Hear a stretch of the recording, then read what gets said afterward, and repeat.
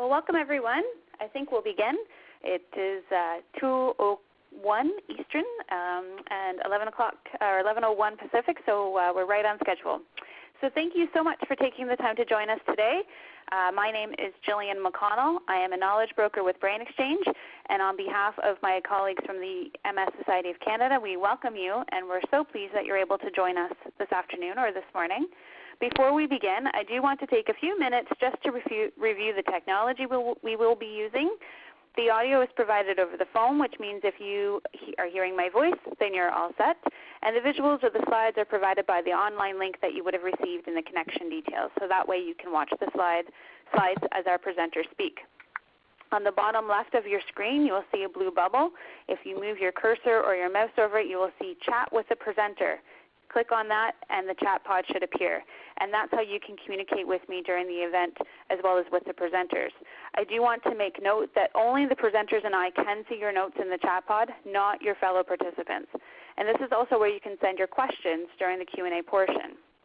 I also want to make you aware that all of the participants' lines have been muted for this call for the presentation portion only, and that just helps us minimize background noise or private conversations.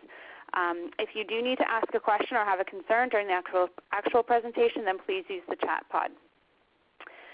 This webinar is being recorded, and within a week or so it will be available on both the MS Society of Canada's website as well as the Brain Exchange's website.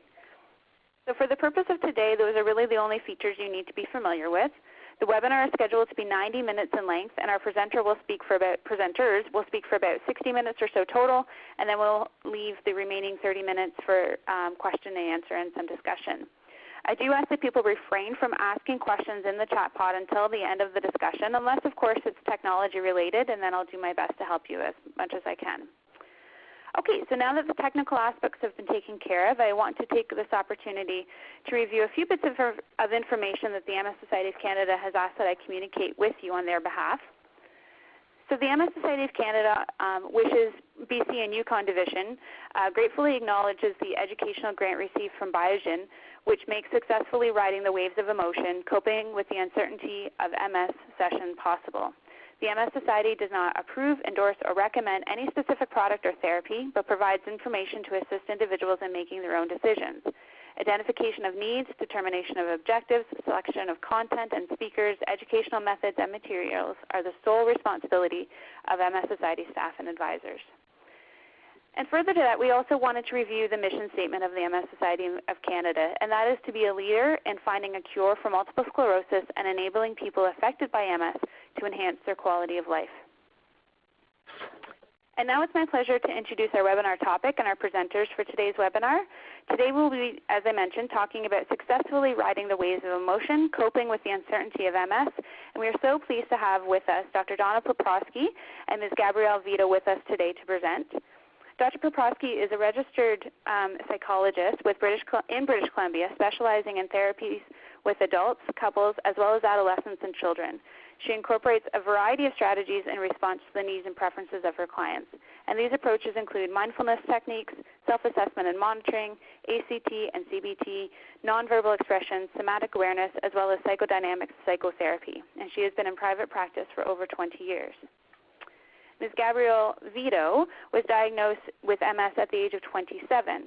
And like so many young adults in Canada, Gabrielle was newly married and working hard in a career she loved as a TV news reporter in Vancouver. That diagnosis altered the path of her life significantly.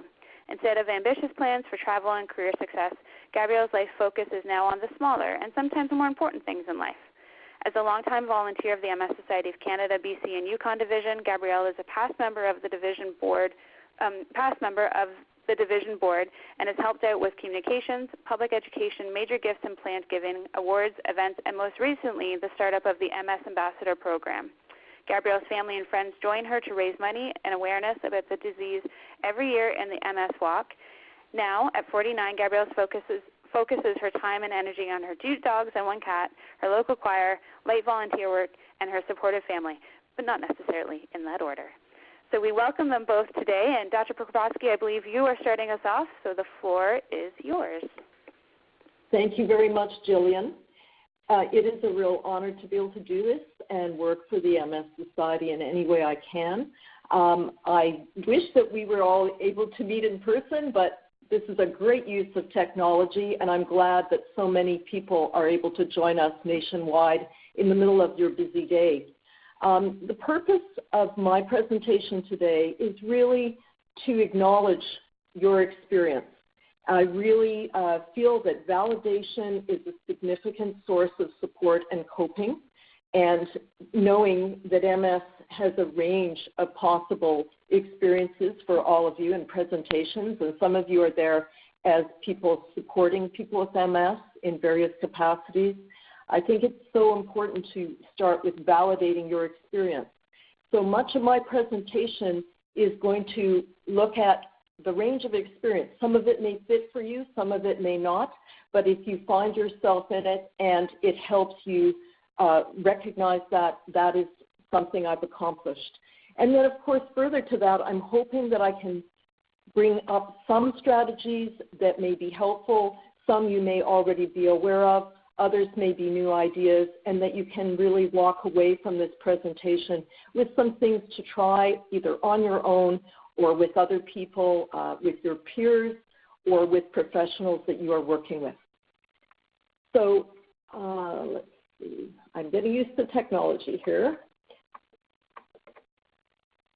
Here we go. So uncertainty and MS. As you all know, it is a chronic illness with a variable course. And this means there's a tremendous amount of uncertainty with MS. It's unpredictable, and often your functioning is unpredictable on a daily basis as well as over months and years. And the kinds of functioning that can be affected include your mobility and strength, balance and coordination, vision, cognition, sexual, bladder, sensory, your energy level or fatigue. And of course, many of these things do not affect any one person all the time, and some of you may never experience some of these. But certainly things like mobility and strength, balance, and fatigue are key issues for most people with MS, and it's quite unpredictable. There's another thing I did not include on that list, and in retrospect I think it's important to note, which is pain, because I know that with MS people experience different kinds of pain, and sometimes it's neurogenic, sometimes it is more physical, it's muscular and due to spasticity. And that, of course, affects how well you can function if you're dealing with chronic pain. So the way all this uncertainty plays out with MS on an individual basis can really vary quite a bit, and it can affect people's ability to work, including sometimes the need to not only reduce your work, but actually stop working depending on the kind of work you do. And of course, this in itself creates additional uncertainty around your finances, your identity, how much social contact you have, the kind of social contact you have, because so many of us do define ourselves by what we do. And so there is the uncertainty again. There's the financial cost of treatment and adaptive assistance. The uncertainty of MS, of course, stresses relationships and can, in some cases, even lead to a breakdown of relationships, which is, again, further uncertainty because then the person with MS isn't sure about what the future might hold in relationships and friendships.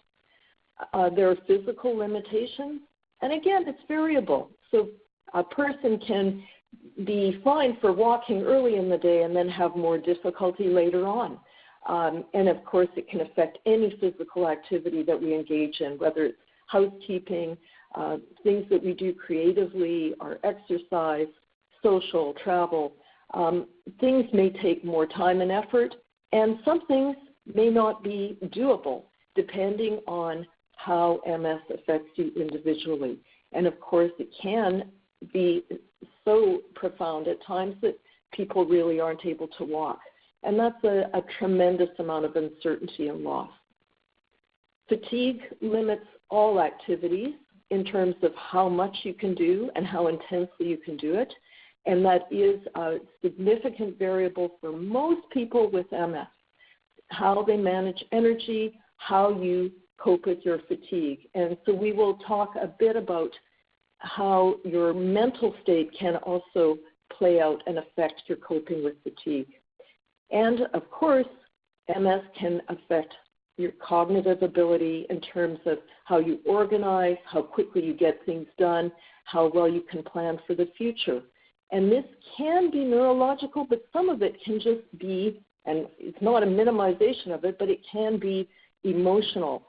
Just coping with the uncertainty creates tremendous stress, and that can also affect how well you think things through. So I think what's key is uncertainty and perspective. You know, as humans, all humans, we prefer to be able to plan. We like to have some measure of control over our activities and future. And MS confronts us with the reality that there is a lot of uncertainty in the future, however you plan and prepare. And this creates uncertainty not only for the person with MS, but as well as all the people in their support system. And again, it bears repeating, the course of MS is very individual. There are statistics about the course of the illness and the incidence of various changes. And, you know, they're not really predictive for any one person. And I mention this because for people that are newly diagnosed and they hear these statistics or read them, it can create tremendous anxiety and sometimes a negative expectation. And I think it's important to keep in mind that whatever you read or hear, your course is individual and you can influence some response to what may happen to you, and there's no guarantee it's going to go any particular way. So what matters is how we view and cope with uncertainty. Some of the emotional responses to uncertainty that people with MS will have, or anyone that's faced with significant uncertainty, are listed here on this slide. And I hope you'll notice that not all of them are extremely negative, but many of them are. Of course, anxiety and worry and fear and anger are not untypical responses, especially initially when you get a diagnosis. And sometimes people become indifferent, even depressed, very sad. And then there are also possibilities through how you look at the uncertainty and how you cope with this chronic illness to stay open, to have courage, to begin to have degrees of acceptance, maybe just being stubborn and resigned, determined, curious. And of course there's denial. And many people will go through various periods of denial.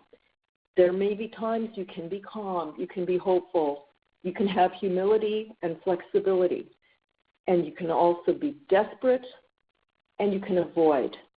So I just wanted to acknowledge the range of emotional experiences. Many people don't stay in one place with their emotions, and hopefully through this presentation you can see how even the emotions are changeable, and you can have some influence over how emotions play out in your own self.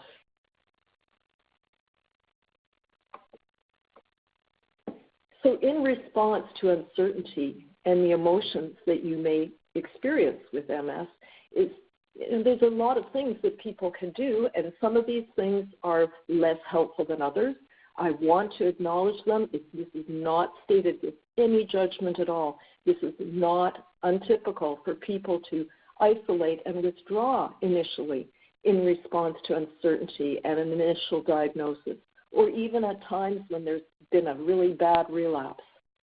And the other option is to connect with others. It's possible to just give up on certain plans. Sometimes that's even necessary, and hopefully there's an opportunity to revise plans. Finding different activities, things that you may not have considered doing when you didn't have MS, but become real possibilities that are supportive. We can sidestep or ignore feelings, especially if they're very uncomfortable, And part of what I'm going to introduce today is the idea of being with and acknowledging feelings and the power in doing that so that you're not stuck with avoiding feelings and feeling more despair and not feeling able to cope. Seeking professional support for ideas, for symptom management. The fact that you are on this webinar today means you're seeking ideas and support, and hopefully you will get some. And of course, this is also typical of humans. When we are uncertain and when we're stressed, we can start to ruminate quite a bit about negative outcomes, and we can spiral into extreme emotional states such as anxiety, depression, and hopelessness. I want to acknowledge that. We make meaning through what we think. We make meaning by telling ourselves stories. And, as humans, we often do it in less positive ways because we worry and we're anxious. So part of the key today is to notice what we're thinking and feeling so that we can find a different way to tell the story. So I'd like to invite all of you to consider how you can assess how you're coping. And this can be done daily. It can be done at any point to assess how you're doing with the changes that are occurring in your life as a result of MS. And it can be one tiny specific thing, or it can just be the whole perspective of MS. I like to work with the framework of feelings, thoughts, behaviors, and then how they influence and are influenced by our beliefs and our values and perspectives. This is a model that has been around for a long time in psychology, and it's frequently called cognitive behavioral therapy, but it's also now been elaborated into something more called acceptance and commitment therapy. And I find that this has been very helpful for many of my clients, and there are some references at the end of the presentation that people can consider in some written resources that may be helpful. There's also a fair bit of research supporting the effectiveness of this model in coping with MS. And, it is a system that works really well. It's not a quick fix. But this is a way of coping on a daily basis. If you've got a therapist, ask them about acceptance and commitment therapy or ACT or CBT, and they should be able to support you in this. But the beauty of it is that you can apply a lot of this yourself or with people that you know in a peer group. So here is one model that, as I was describing, where you can have thoughts and how you feel in your body, you can have your mood, and you can have your behavior, and they all interact and affect each other. So another model of this is here. So you can have a situation that triggers your emotions. You're criticized by your partner, or you feel you're being criticized. And, of course, you think about it and think about what you heard, and you're thinking they're criticizing you and that they don't love you or care about you, and you can be feeling sad, rejected, any number of feelings. You can, in response, choose to not speak to your partner and isolate yourself, and then, of course, you have a physical response that can be tiredness and loss of appetite and maybe even depression. These things can work also in reverse. So if you think a certain way about the criticism you've heard and decide, well, I'm not really sure my partner criticized me, maybe I should ask him, what he meant by that phrase, then you can, in your behavior, choose to ask him, okay, I heard you say this, I felt criticized, what was that? And it can, of course, affect how you feel and how you respond. So that's one other model. Oh, jumped ahead there. Okay. So again, this is another way of thinking of the interaction between thoughts, feelings and behaviors. And if we apply this to MS, MS can be seen as the trigger, which I'm not sure we could go so far as to call it danger, but of course in our human mind, it is a danger. It's a threat to how we function. It's a threat to our well-being. And so we can start thinking as we learn more about MS or as we experience a relapse that, if you're not going to be able to cope, it must be really bad because I'm feeling bad and this is awful. And then we have feelings of anxiety and we have sensations of anxiety. And then as a consequence, we avoid, we escape, we try to not think about the situation, and then we don't cope very well. This is a normal human response. It's not necessarily helpful, but this is what we do. And I want to validate that so that we don't get into self-judgment when we notice our responses like this. The power of this is to go, okay, I noticed I am thinking this way, and I'm feeling that I'm so afraid I can't do anything. And as soon as you notice that, there's a chance to take a breath, maybe take a few breaths, and go, okay, I'm going to think through this differently. Again, another example. And this particular slide emphasizes also that there's a whole system of stress hormones and neurochemical changes in our body that happen when we think and feel a certain way. And again, it's not a judgment. It's knowing that we're very connected physically and mentally. There really is no separation between mind and body.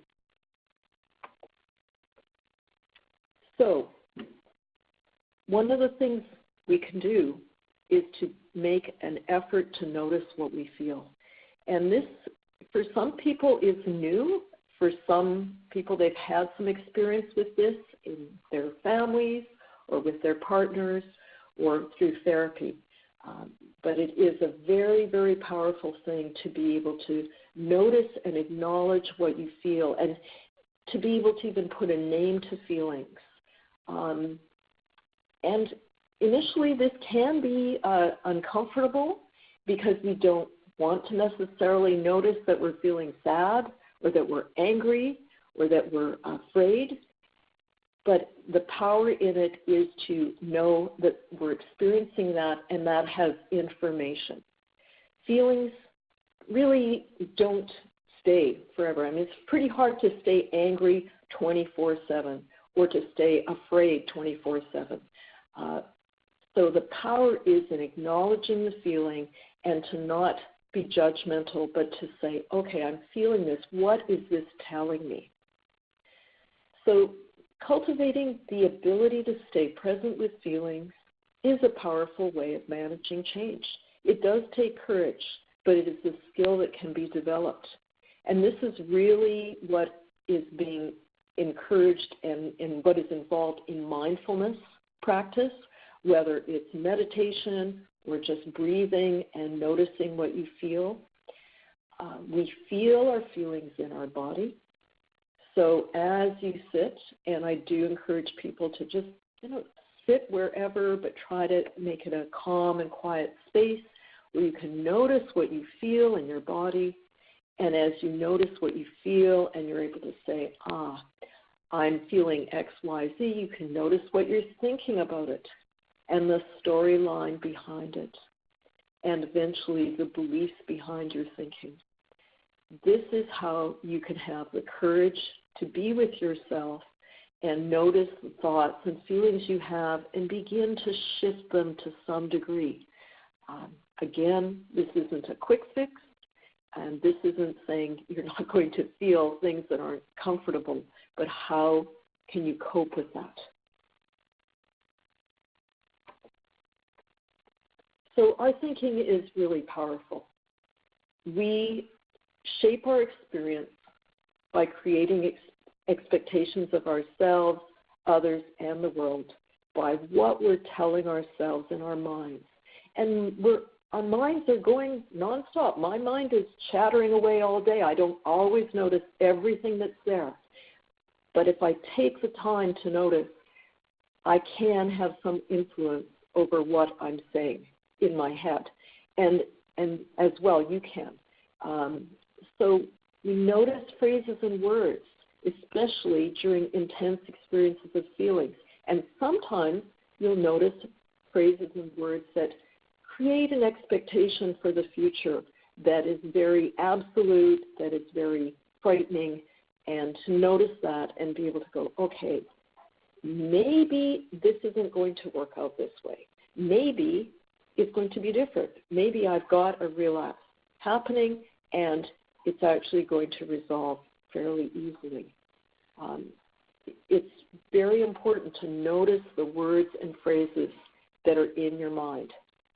So I have an example here, and you can probably create examples of your own life.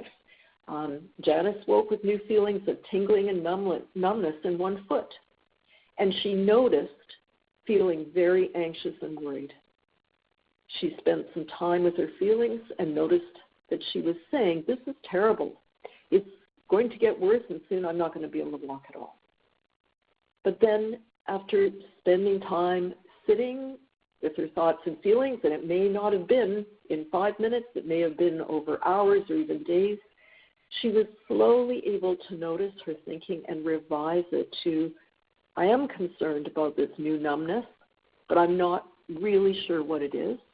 Maybe it's just temporary, but I'm going to consult with my neurologist. I'm going to go to the MS clinic. I'm going to see what she says, and we'll figure it out. So some of you may be familiar with this process already, and I would say that's fabulous. If it's new to you, I do encourage you to try this either on your own with the support of some of the written resources that I've mentioned or with a therapist, or to talk about this with a peer group or people that you are close to.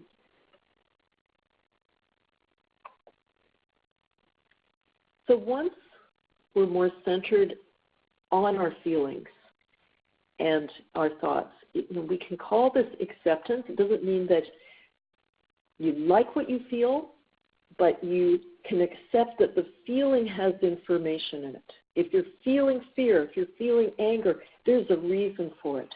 And it's calling attention to that so that you have a chance to say, okay, how do I think this through? What do I do with it? The feelings are powerful and they don't need to be avoided. So then you can consider what you do. You can look at your support system. And I encourage everyone that has MS, actually anybody that I work with any concerns, to look at what is your support system? Who in your family can you talk to and feel supported by? Who socially? Who are the professionals that surround you? Are there other professionals that you haven't accessed before?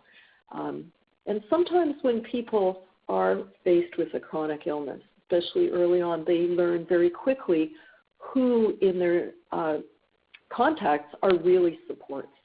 Are there people that you considered friends that aren't friends, and that there are others that are emerging friends? And of course, we have the MS Society, which is a tremendous source of support, both in terms of peers as well as professionals. Ways to relax or shift your focus. I would hope that everyone that's listening has ways to alter their state in a positive way, because of course there's always altering states with alcohol and drugs, and it's not necessarily a very helpful thing. But any kind of movement does actually shift our focus, many creative acts. And there may be opportunities to do things creatively that you didn't do before you had MS. Could be writing, and of course, you don't even need to physically be able to write now, because there's wonderful computer programs that can translate your words into typing and do it very, very well. And of course, music, even just listening to music can really alter your state. Activities that give you meaning and purpose. And of course, many of us find that work is the activity that gives us a lot of meaning and purpose, but there's many, many others. Anyone who's parenting is doing something that has got a lot of meaning and purpose, often not as well recognized as it should be, but it is probably one of the toughest jobs around, and hopefully it is something people can really enjoy, even if they have MS. And I know that that can create some real difficulties for people because it changes how you parent. But there could be other activities that people pursue once they've been diagnosed that they never considered before. And I know the presenter following me has become very, very involved in supporting people with MS and working with the society. So how we behave is an opportunity to respond to change, to uncertainty and feelings that arise. And that links specifically to our values. Because really how we act, what we do, is an expression of our values. And I do encourage people to look at their values carefully. It is part of CBT that was never addressed. So in acceptance and commitment therapy, there is an emphasis on looking at how you live and how it expresses what you really value. And domains of values can include relationships, creative expression, intellectual exploration, community involvement, how you view finances, what does it mean to have money, what's enough. And we encourage people to describe your values in very concrete terms and very active terms, because it's much easier to achieve a value if you're thinking in very specific terms, like I want to be a friend who's involved with this friend and sees them weekly or calls them weekly. That's much more specific to talk about what kind of spouse or parent you want to be.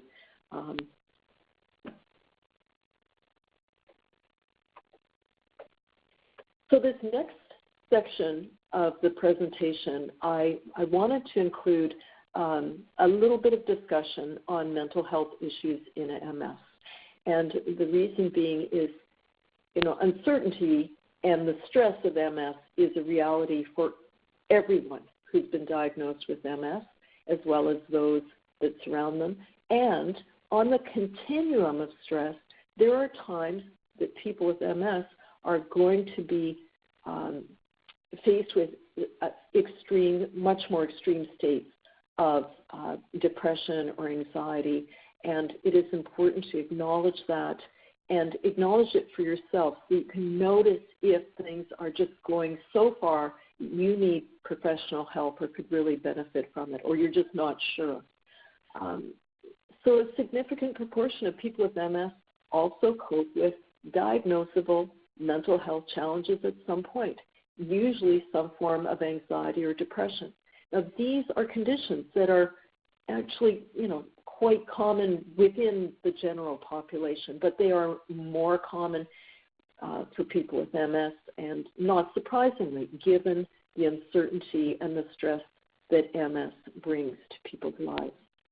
And it's so important to have a professional assessment and support if that degree of emotional intensity has a significant effect on your daily functioning beyond a few hours or days. So in the next few slides, I'm going to discuss a little bit about depression and anxiety. And it is really important to have a professional consultation if you or someone you care about is struggling with coping. Depression is not the same as having a bad day or feeling off for a short time. And incidentally, nearly 10% of the population, the general population, will experience depression in their lives. So it's 1 in 10 people. And I know there's quite a movement to destigmatize this kind of mental health issue, as it should be, because it's far more frequent than we know. But with MS, most recent research suggests the lifetime incidence is as high as 21 to 25%. And this is after examining thousands of people, if you look at these research papers. So it's not completely clear. I mean, obviously coping with any kind of chronic illness is going to make the likelihood of depression at times much higher, but it is also possible some of it's neurological. We know that MS is an immune system illness, and that inflammation can affect all sorts of functioning. And in fact, there's now some belief that depression itself is an inflammatory disease. So again, mind and body are not separate. So what does depression look like? These are some of the symptoms, and if you are experiencing some of these, especially about 5 of them, especially sadness throughout the day for over 2 weeks, loss of interest in and enjoyment of activities, feelings of worthlessness, feelings of guilt, maybe thoughts of hurting yourself, dying, thoughts of suicide, even if you don't have a plan. You know, it is remarkable that with depression, people will often think about death. They may not actually do anything. It is a part of the depression that their mind starts to go there. If you start having trouble making decisions and concentrating, you're irritable, you're fatigued or lack energy, you have physical pain more so than usual. You're sleeping too much or too little, and you've got a change in appetite or weight, and feeling restless or being slowed down. So you can see there's a range of symptoms here that can accompany depression, and this also can make the presentation of MS quite complicated. So when people have trouble concentrating with MS, are they having problems from the MS, or are they having depression that affects their concentration? I mention that because if you're seeing yourself at all in this list, it's important to go and see someone, and you can probably get some support that's going to help sort out a little bit more of that. You may find that, you know, your trouble concentrating isn't the MS, it's that you've got some depression that needs some treatment and support.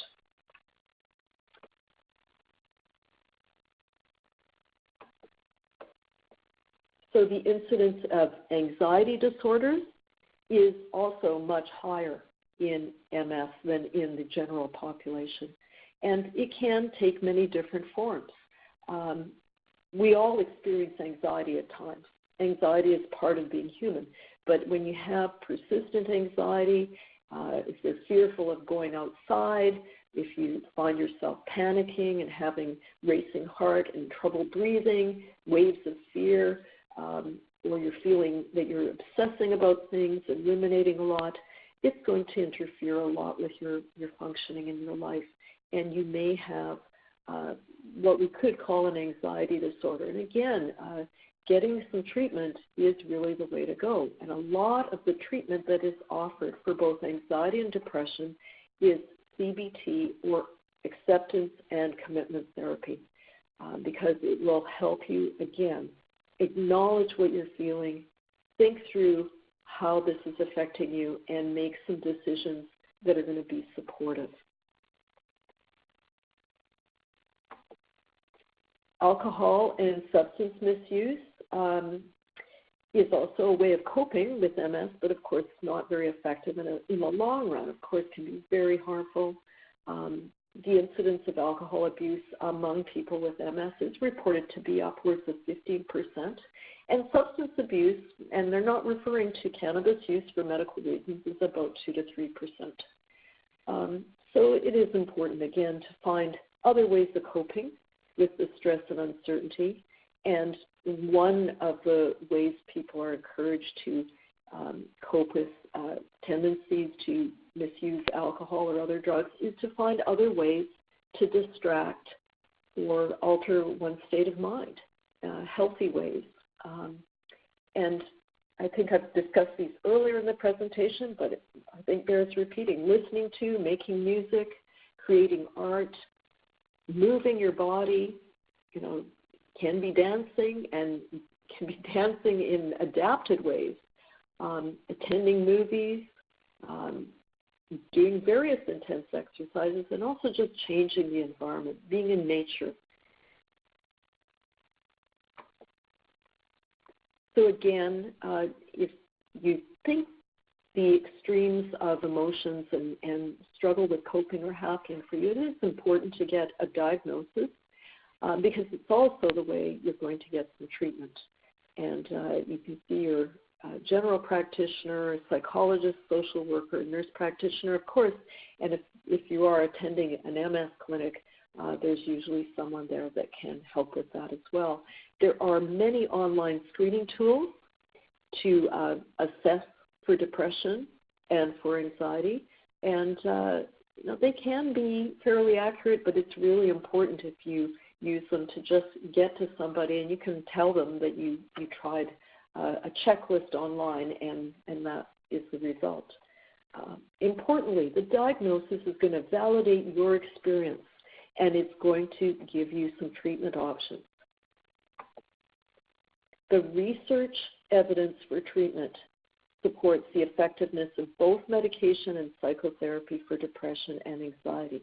But with mild and moderate depression, really good therapy can be more than enough. Medication is also very helpful, and it's more helpful for some people than others. There are side effects. For some people, they don't respond very well. There's a lot of current research on antidepressants that suggests that some people just don't respond to them, and other people respond exceptionally well. But ultimately, medication is going to moderate the intensity of your symptoms and level your mood to some degree, but it's not going to teach you how to cope with the emotions that come up with uncertainty and stress. That medication cannot do. It is something that you need to work with, again, with a therapist, and more importantly, on your own in developing habits for how you look at your feelings, how you're with your feelings, and how you think about your feelings and then act. Again, medication has to be prescribed, so let it be prescribed by a GP or a psychiatrist. And again, sometimes MS clinics do have psychiatrists on staff.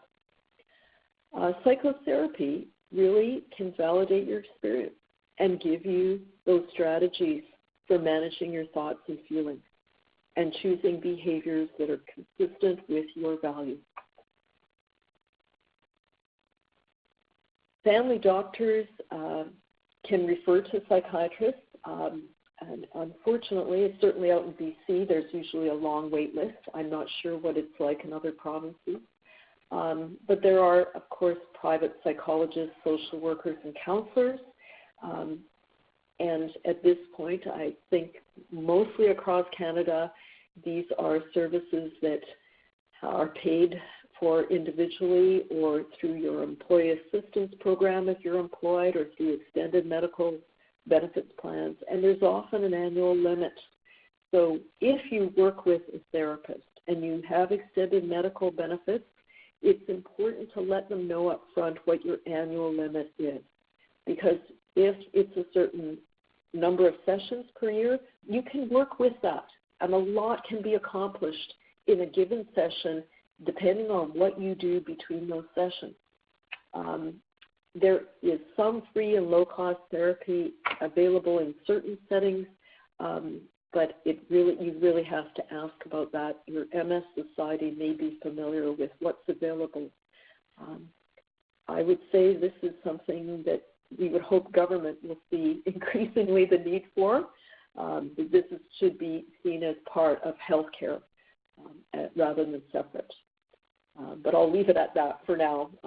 I really think there should be more access to therapy for people. I wanted to emphasize also the importance of coping with hopelessness, because hopelessness is a risk for really giving up. And, when people are really depressed, And feeling hopeless, they can not only it can lead them to think about hurting themselves and ways of doing it, but they may actually do it or try something. And if you're feeling like that, it is so important to talk to someone, because that period of time you're feeling that way can be very, very small. It can be 5 or 10 minutes, and talking to somebody can completely shift things so that you're not in that state. It's a sign of significant depression. And depression is not, people's brains are not working the same way when they're that depressed. You're not thinking straight.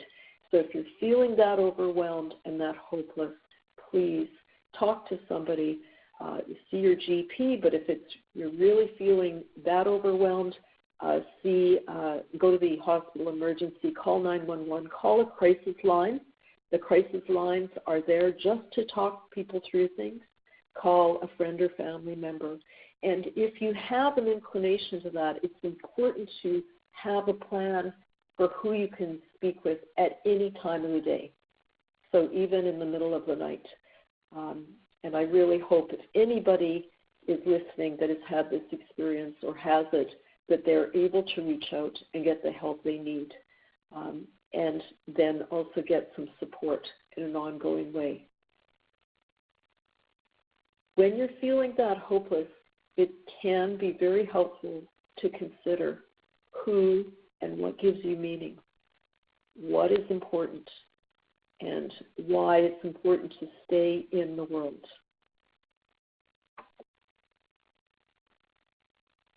So for the future, it is important to plan and consider who is in your network of support. I can't emphasize that enough. And who is available for support during crises.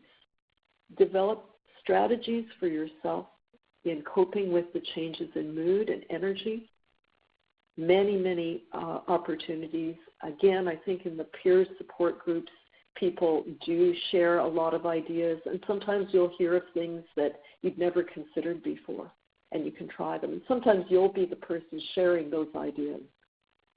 Maintain professional support for psychological tune-ups and or medication monitoring. And more importantly, recognize that some days are harder than others and that your coping is never going to be perfect. There are going to be days where it's just not going well, and it's okay to cultivate compassion for yourself and know that you can get through things.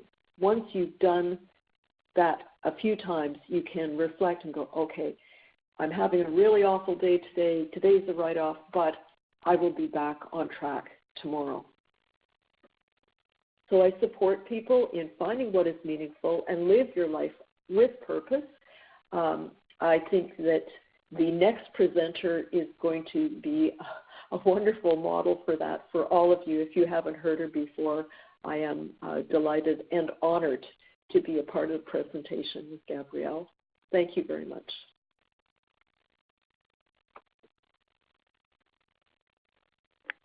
Thank you very much, Dr. Paproski, and I'll just pass the torch over to Gabrielle. Gabrielle, are you there? I sure am. Did I unmute correctly? Pardon me? Can you hear me? Yep, I can hear you now. That's great. Excellent. Well, thank you very much, Jillian, and thank you so much, Donna. You are a huge resource, and right back at you. It's a real privilege for me to be presenting with you. I have had the honor of seeing Donna in person, and she's a wonderful, wonderful presenter. Please bear with me. I've done lots of presenting for the MS Society, but this is my very first webinar, so fingers crossed. So I want to thank everybody for being here and recognize that you're all making a choice to be here, educating yourself and learning as much as you can and gathering information. It's really, really important to do so when we're talking about MS and any chronic illness, and especially this, which is a very important but challenging subject for many, the emotional impact of an MS diagnosis and learning to live with an unpredictable chronic disease. So I'm going to start, first of all, with some facts about myself.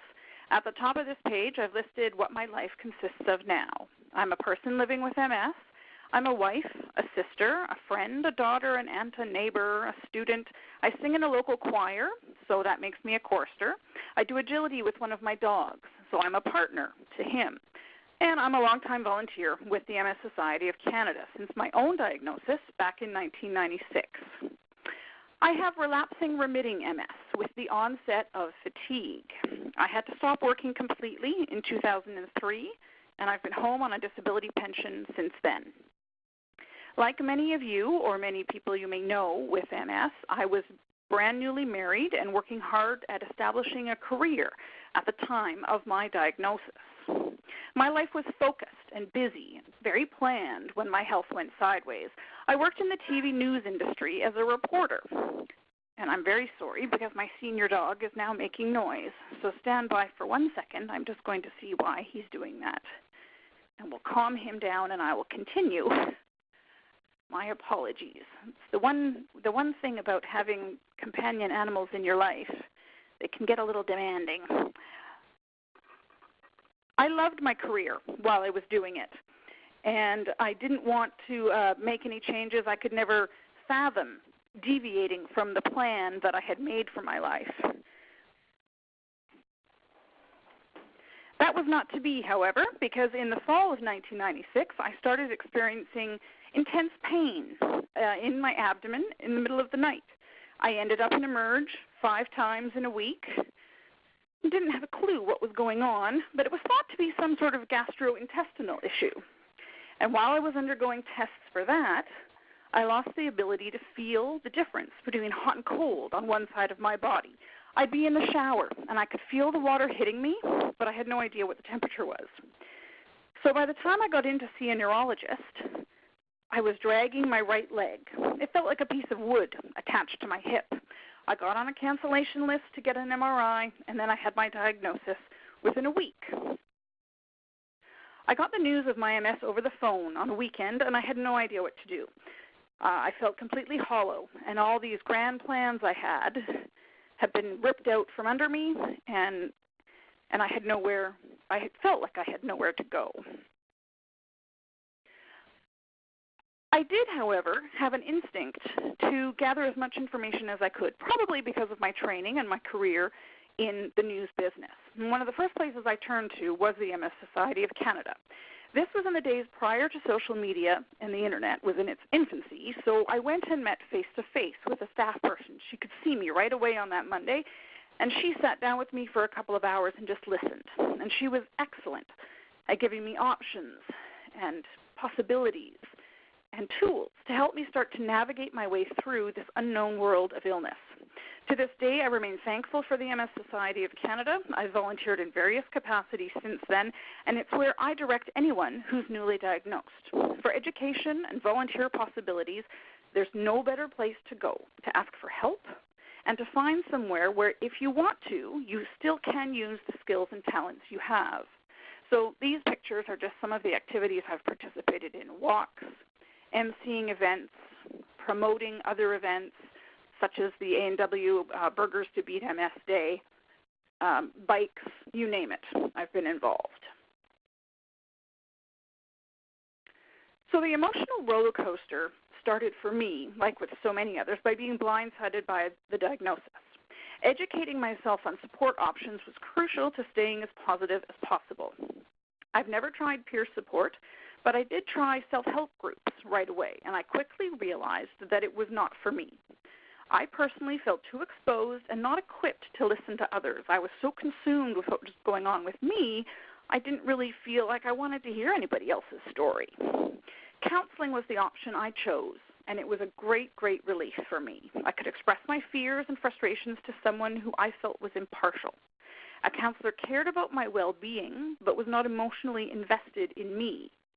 I found friends and family a huge support, but to really talk to them about the nitty-gritty emotions of what I was going through, I found they got too upset, and I didn't want to upset them any more than they already were. So twofold, I feel guilty for doing that, and I didn't find it helpful. The other piece of education I got very early on in the process of my MS was about choices. I met many, many people, coping well with their disease through my work with the MS Society. And I also met many people who had not adjusted well to their life with MS. We all have a different perspective when we get diagnosed. We all come at it based on our biases and our upbringing in different ways. And you take all that with you into your life with MS, your new life with MS. And one of the things I've learned is that we are making more choices than we realize we are. MS can make it feel like you have no more choices left in your life because your MS is ruling your life. If you are making that conscious decision, I would encourage you to realize that that's a choice you're making, and you are giving away power that you still do actually have. The other thing I realized is timelines. There's no rule book. There is no right or wrong about timelines.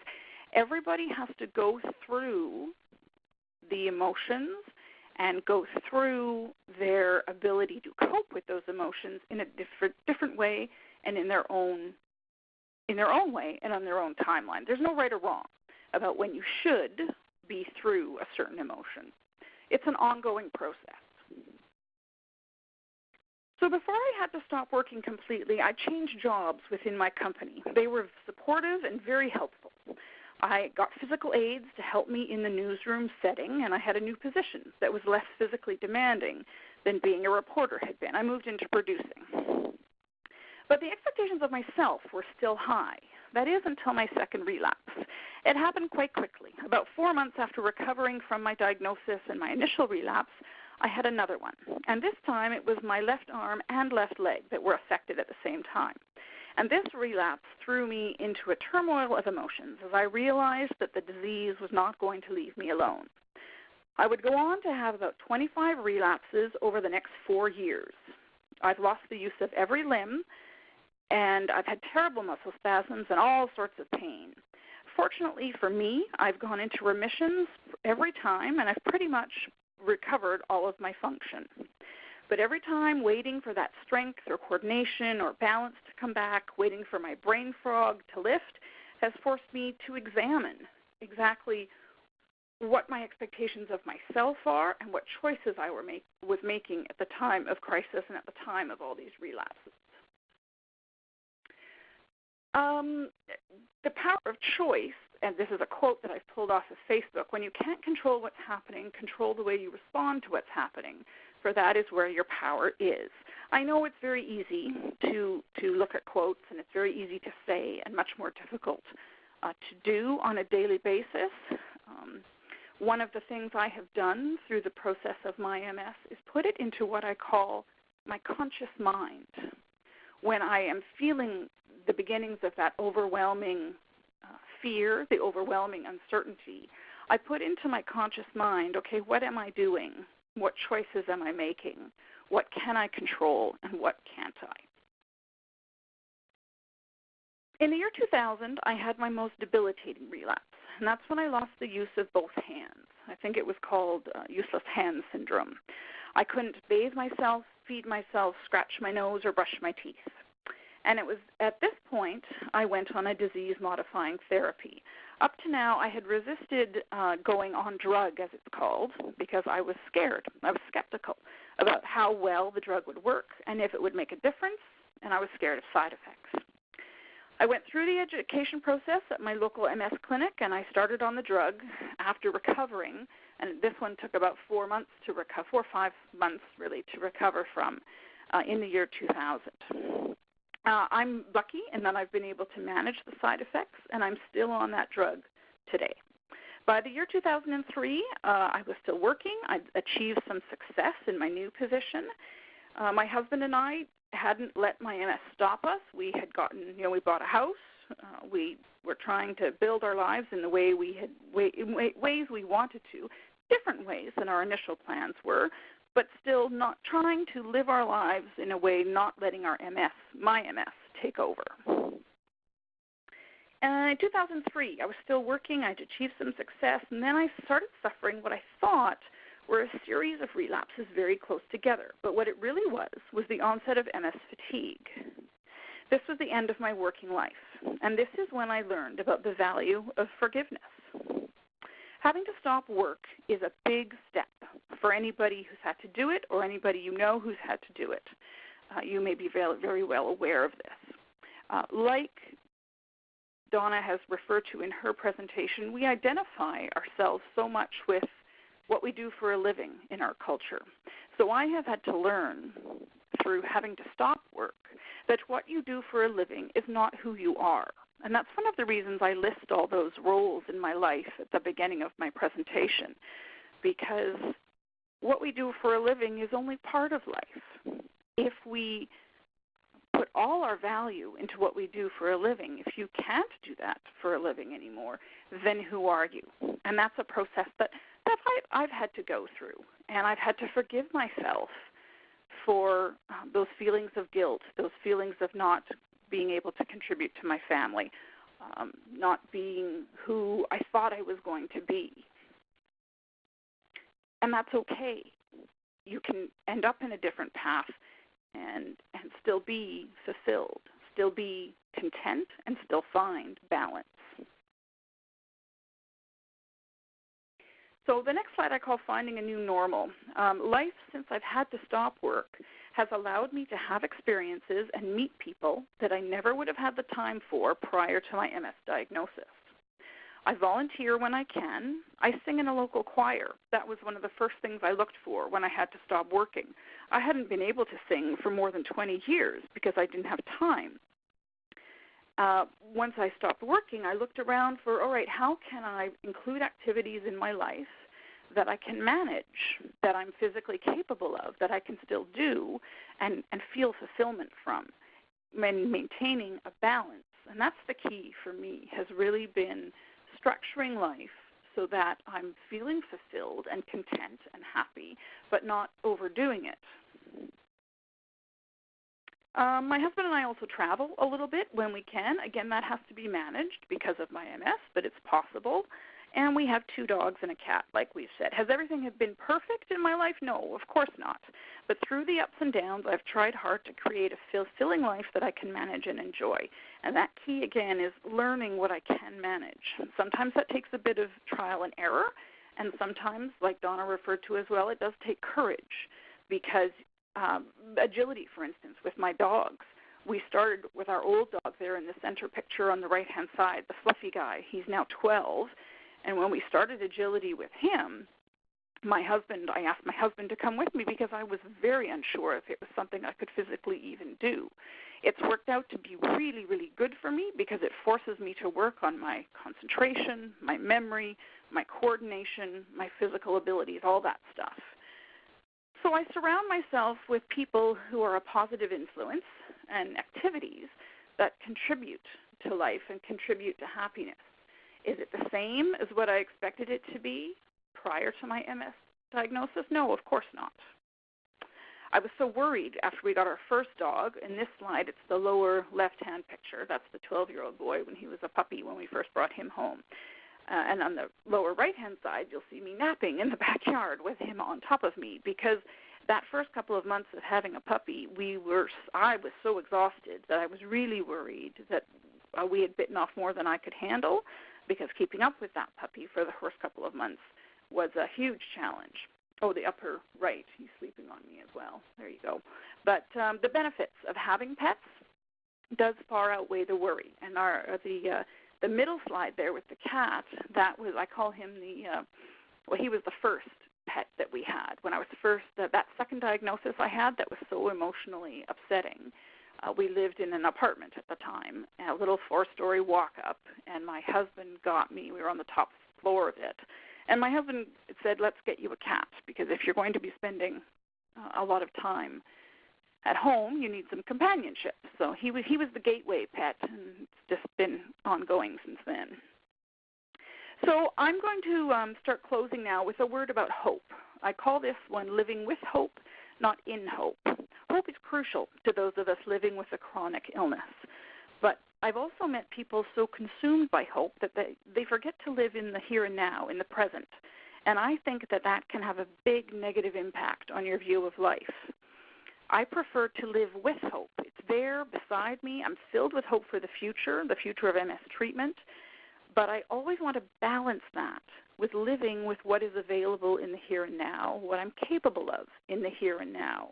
I don't want the life that I have to pass me by while I'm waiting for something better. Striving for that balance is, I think, crucial to my positive mental health. This outlook has helped me to navigate the scary times and stay optimistic about the reality of my situation and my health. I plan for the future, live in the now, and hope I have the flexibility, the resilience to adapt and find that new normal every time my MS changes and every time a new challenge is thrown my way. This is another quote I found that really resonated with me that I wanted to share with you today. Beware of destination addiction, a preoccupation with the idea that happiness is in the next place, the next job, the next partner. Until you give up the idea that happiness is somewhere else, it will never be where you are. So having MS has, yes, significantly changed my life and thousands like me. I've tried to recognize what is still my choice, forgive myself, and find a balance in everything I do. Being realistic with our expectations, all the fear and anxiety and uncertainty can be managed. There is no magic pill, and for many there isn't a quick fix. It's an ongoing process. But people with MS can lead fulfilled and meaningful lives. So thank you so much for being here. I really do appreciate it, and that's really all I had to share with you today. Thank you so much, Gabrielle, for your sincere and truthful and just heartwarming story and about your journey and your process. So thank you very, very much for that. So as we prepare to open the forum for questions, I just have a couple of things I want to address with all of you, and that is how to go about asking questions. So there's a couple ways of doing so. You can type your question into the chat pod. Just, a quick note that only the presenters and myself can see the question you've posted, so it is anonymous to a degree, and we will not be saying your name when we repeat the question. Or if you like, you can ask over the phone, just like we were talking on the phone right now. And to do that, you would just press *7 on your individual line to unmute your line. I would ask that only those who intend on asking a question over the phone unmute your line. So I also want to take a moment to let you know that we have an MS navigator, Cheryl Harding, joining us today. And as an MS navigator, Cheryl uses her knowledge and past experience as a community resource coordinator for the MS Society, as well as a social worker in British Columbia, to help those that have been affected by MS navigate the many resources that are available, enabling them to enhance the quality of life, etc. So if you have questions specific to the services provided by the MS Society, then I would happily direct your questions to Cheryl. And then finally, just before we begin, I'm just going to do this just to show you what I'm talking about. I'm going to be posting some poll questions during the Q&A that I invite you all to answer before you leave their session. I believe that there's about 5 in total. You can just find the answer that most suits you or best suits you, click on it, and off you go. The answers are anonymous, but they do help us tailor future webinars to meet your needs, so I do encourage you to take part in those as we take part in the last 20 minutes of our time together today. So we have some people have already started asking questions, so that's fantastic. I'm going to probably, I might direct this to all of you or any of you. What are your thoughts on managing MS and your symptoms, with diets, whether it be the WALS protocol or OMS or even specific drugs? And that may or may not be applicable in this particular case with our panel, but I'll put it out there anyways.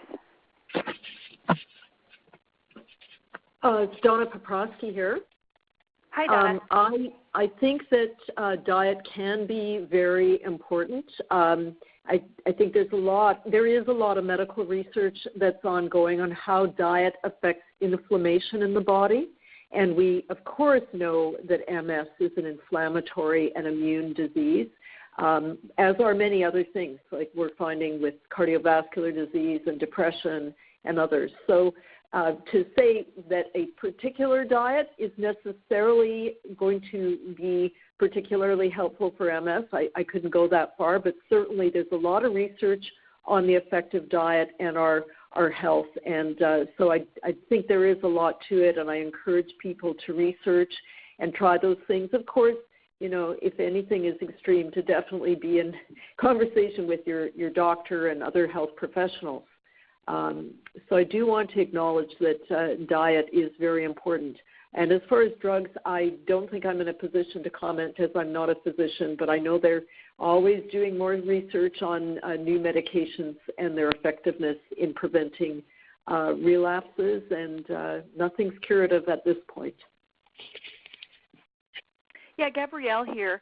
Diet, I have not ever tried the WALS protocol or anything specific, that strict a diet. I have noticed certain things, certain foods making a difference. Obviously, the more healthily I eat and the healthily I maintain life, the better I feel overall. Specific drugs-wise, I'm not sure if you mean emotionally or symptom-wise. I'm on 2 specific symptomatic drugs as well as a disease-modifying therapy drug for my MS myself.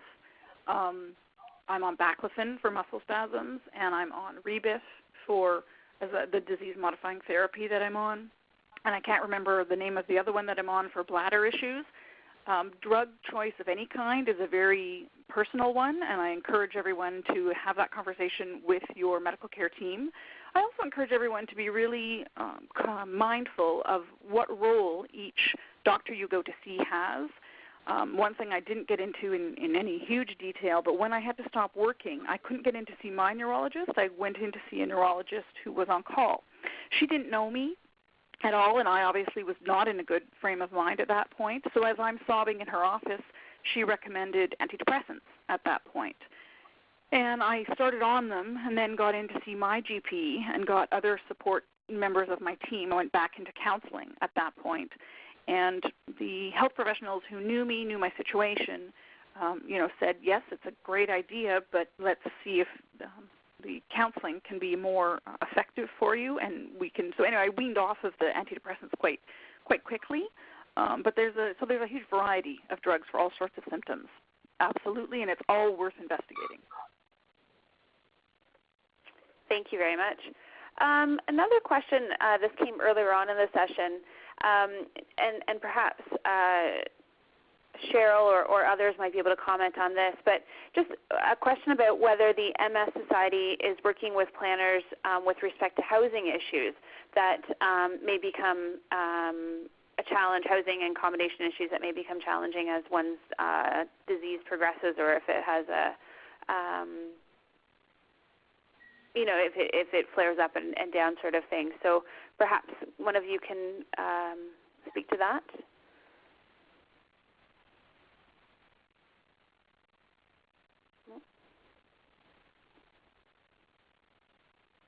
Hi, sorry, Gabrielle here again. I'm sorry, Jillian, can you repeat that? Just with respect to, one of the people had asked about whether the MS Society was working with any developers or planners with respect to housing issues for those that have MS specifically and may have some challenges associated with housing. So Cheryl perhaps might be the best one to speak to that. I'm not sure. Hi, this is Cheryl. Hi, Cheryl. Our government relations staff address more the political issues around appropriate housing and access to housing with our provincial and federal governments. And in addition to that, our navigator team provides information to people across the country regarding what's available in their communities. And a call to us or an email to us would, from a specific area, would mean that we would then research what's available in that community for people. We also have some online booklets regarding the decision-making around changing living situations. Thank you. Another question with respect to the spirituality side of your journey. So perhaps both Donna and Gabrielle can speak both from a professional and personal point of view of this, just if that factored into your practice, or does it factor into your journey as a person diagnosed? It's Donna Paproski. I can go first on this. I feel that spirituality and even religion is very, very important for people. For some people more than others. For some people, they wouldn't define any of their beliefs in terms of religion for sure, and maybe not even spirituality. But for those people that have beliefs that are grounded in a particular religious framework or a spiritual framework, that is often a great source of meaning and solace. And I, as a therapist, would frequently ask my clients how that is important in their lives.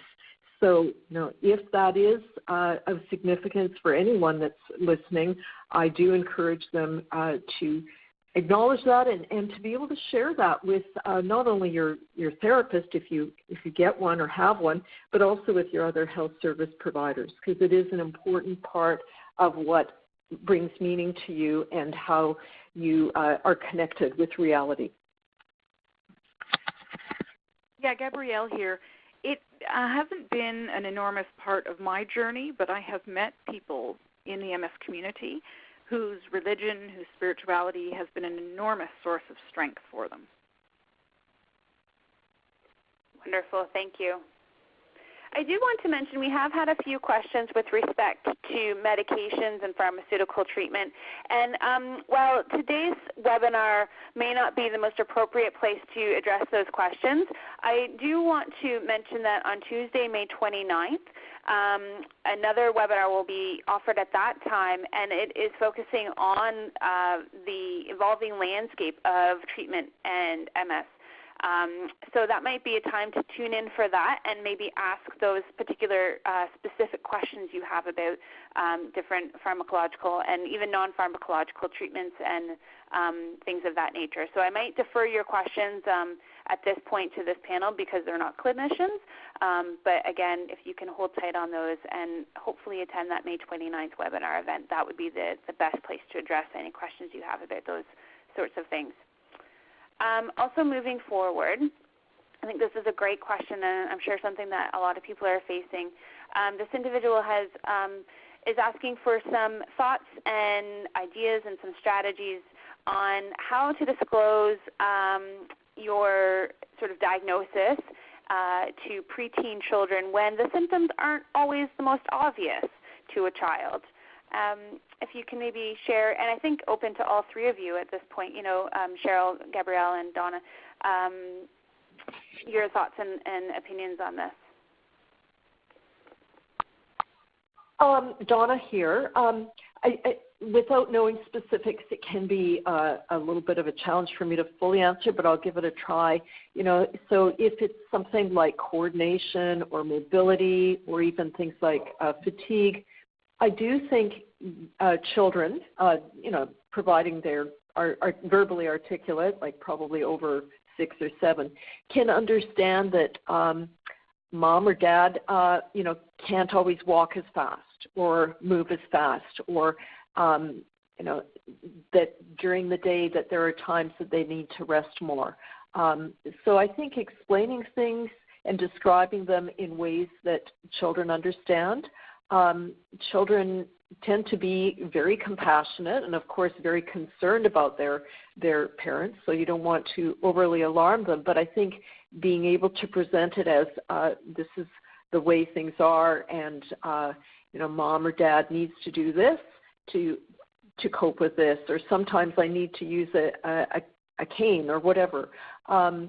Children do understand that, and it's best, I think, with children that they feel they're being told things honestly, and that they can ask questions if they have questions in the future, and they're not just left to imagining things, because children are really good at imagining things, and they often imagine the worst. So important to just be honest and upfront in a way that they can understand. And again, if you're working with a therapist, often a therapist can help you with your communication, not only with children, but other people in your family. Yeah, Gabrielle here. I would I would echo that as someone with a quote-unquote invisible disability, if you see me, you wouldn't know that I have MS necessarily. I don't always have a limp, that sort of a thing. So communication with any relationship in your life is crucial to helping the other party understand what you're going through and what your needs are. And I know that the MS Society does have some printed material specifically for children and families.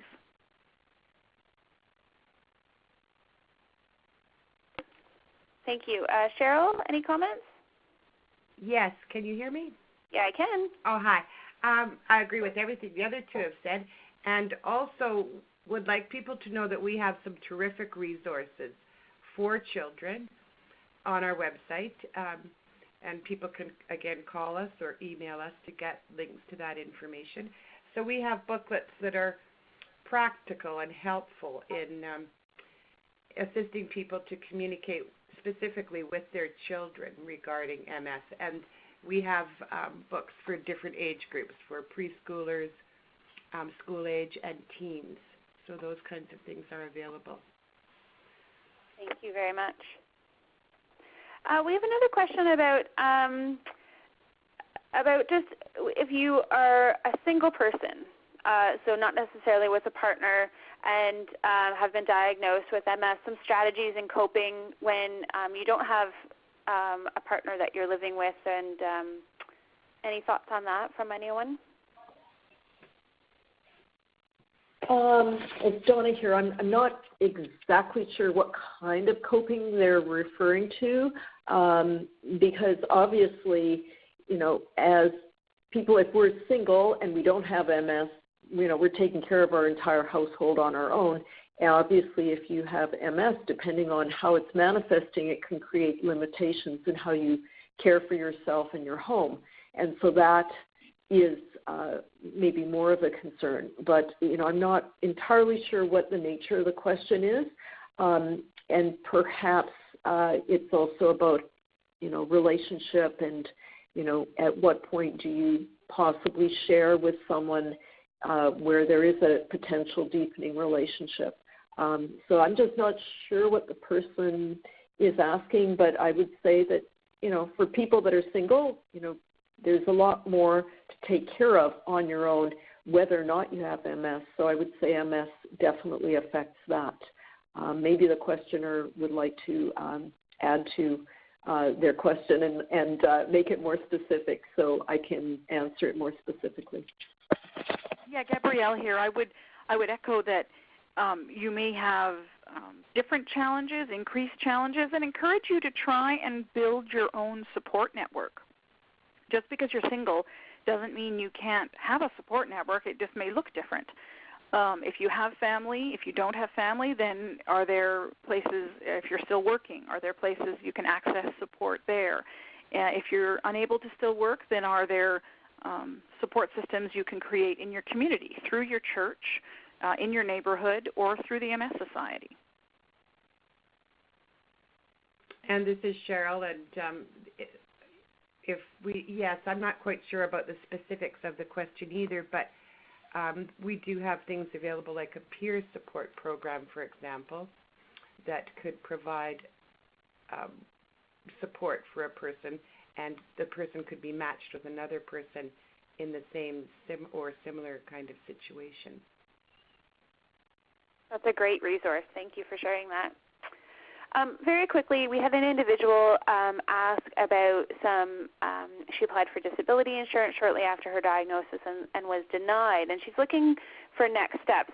So Cheryl, I'm going to call on you. I'm just going to suggest and assume that the MS Society could help her with that process and sort of in determining next steps and moving forward with that sort of thing for insurance claims and others that are similar.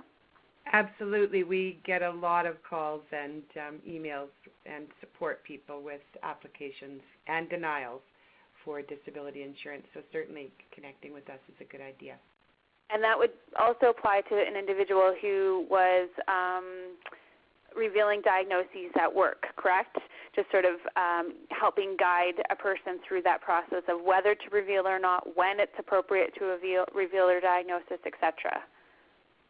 Yes, Absolutely. And I just want to point out that we do online have an information library, because these kinds of questions are very common. And we have an information library that can really help people on those kinds of questions, as well as calling us to get specific information. Wonderful. And so we have a question here also about, and Donna, this might be applicable to you and others, but do you find that stressful situations outside of MS trigger symptoms of MS? Does that make sense?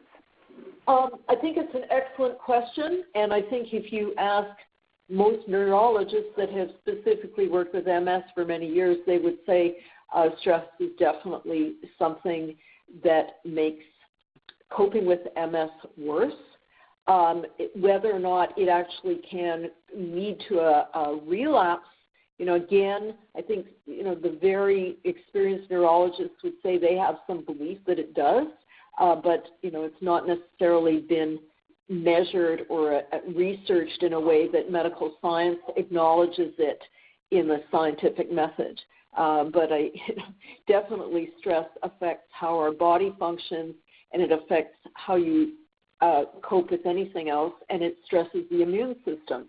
But certainly in the short term, even if it doesn't lead to a relapse, yes, I would say stress makes MS symptoms and coping worse, the same way it makes anyone's coping with life worse. So if you've got on top of it a chronic illness that has caused some damage in your nervous system, it's going to be more difficult to cope with that damage if you're under stress.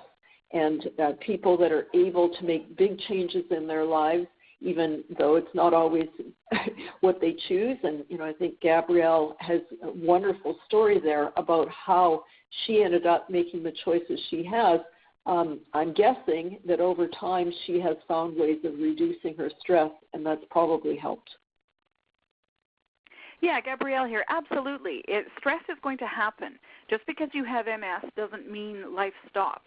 So you're going to have family members who get other illnesses. You're going to have friends who get into trouble in a variety of ways, the way life happens still with MS. So finding a way to cope effectively is essential. And for me, the emotional turmoil brings on a huge upsurge of sensory symptoms. I don't actually have a relapse, but I can tell that, when my husband and I have a big screaming fight, the next few days I'm going to be exhausted, and I'm going to have numbness and tingling and pinching and all that sensory stuff. It doesn't mean I'm having a relapse, but it definitely affects me differently. So I try to manage that so that vicious circle of emotional upset and physical symptoms doesn't happen. Thank you so much. I think we'll try to get, I'm going to paraphrase these questions here so I can get two for the price of one, if you will. These individuals are both asking about relationships. So what are some techniques to go from dealing with your MS independently to being a little bit more willing and able to letting your partner in, so you're working more as a team and reducing some issues within that relationship, and then coincidentally building, not only just reducing issues, but hopefully building some intimacy as well as you are going through this process. Donna here. Well, I think sharing anything as personal as having a chronic illness and how it's affecting you requires a lot of vulnerability, first of all, but it also is potentially the way that you're going to increase your intimacy with whomever you're with. So having said that, I think on an individual basis, people have to really consider what the relationship is that they're in, how long it's been a relationship, and where they're feeling that relationship may be going. And that includes even relationships with friends. So, I think it takes a lot of trust and vulnerability to be able to say, look, I've got MS, or even if the person knows you have MS, I've got MS, and this is how it affects how frequently I need to run to the washroom, or this is how it affects my ability to go on day hikes, especially in the heat, or potentially this is how it affects me sexually. So these are very, very important questions and important things to consider. Again, I encourage people to, sit down and maybe talk with a professional about it, or if they are a part of a support network that they feel comfortable with, or even just one other peer through the MS Society, and talk about, how that person has experienced sharing these kinds of information and having that kind of discussion with a potential partner or a close friend. But ultimately, this can really deepen intimacy, and if you're on a life path of a committed relationship, you do want to have those discussions. It's very important.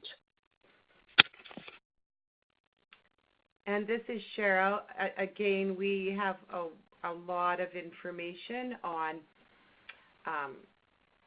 sexuality, intimacy, things like that, topics like that, as well as information on how to open some of these conversations. Wonderful. Thank you. So I'm afraid we're going to have to end it there. Our time has come to a close. I do want to thank everyone for their participation this afternoon. It always makes for a wonderful event when we have lots of interaction, so thank you. And, of course, I would like to thank our presenters, Dr. Donna Paproski, Ms. Gabrielle Veto, and our MS navigator, Cheryl Harding, for your time and efforts through all of this. A few reminders before we go. A recording of this webinar will be available on the MS Society of Canada website within a week or so have a look for that. And you will also be receiving notification when the recording is available. And very soon you're going to receive an email requesting your participation in a survey from MS Canada. So please keep an eye on it in your inboxes, and I invite you to take part in that survey. I'd like to ask my colleague, Stacey Bradshaw from the MS Society of Canada, just to say some final words before we close for today. Great. Thanks, Jillian. Hi, everyone. On behalf of the MS Society, I'd like to thank you for attending this webinar. And thank you again to our speakers, Donna Paproski and Gabrielle Veto, for providing new and interesting information. Also to Cheryl, our MS navigator, who is on the line to answer questions. An event like this would not be possible without the support of key volunteers and Biogen. Also, as Jillian mentioned, she will be sending out an evaluation immediately following this event. We truly appreciate your feedback, so please take a few minutes to complete it. Also, a reminder that the MS webinar series will continue throughout 2018. You can find out more about upcoming webinars by visiting www.mssociety.ca/webinars. Thanks again for your participation, and I hope you enjoy the rest of your day. Thanks, everyone. Have a great afternoon. Take care. Bye-bye.